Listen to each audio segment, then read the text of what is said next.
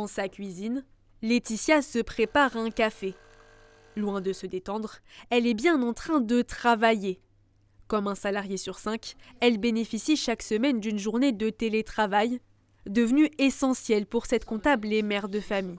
Si je dois faire un résumé de ces 5 années, enfin les 5 ans, c'est une date d'anniversaire un peu spéciale quand même, ça serait un confort de vie au niveau travail et domicile, un épanouissement aussi, parce que ça nous permet aussi d'être à la maison, de profiter un petit peu, je vois là, c'est à ma fenêtre, quand c'est le printemps qui arrive, les fleurs, les oiseaux.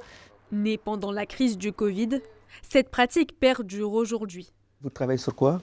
On peut regarder ensemble votre tableau. Dans cette entreprise près de Soissons, les 70 salariés ont la possibilité de télétravailler une fois par semaine.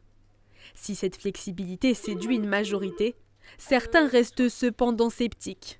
J'ai du mal avec le télétravail. Je préfère l'interaction sociale, donc je préfère être au bureau. Voilà. Vous ne prenez pas du coup les jours de télétravail? Je le prends si vraiment j'en ai besoin et que j'ai un rendez-vous, voilà, on va dire personnel peut-être chez moi où j'en ai le besoin, mais sinon je n'ai pas pris la journée de télétravail. Selon l'INSEE, le télétravail est particulièrement répandu chez les cadres et dans les grandes agglomérations. Ici, la direction se dit très satisfaite et affirme que les employés sont désormais plus productifs. Nous, notre pari, c'est vraiment le bien-être, l'épanouissement du collaborateur et par effet induit, ça amène de la productivité.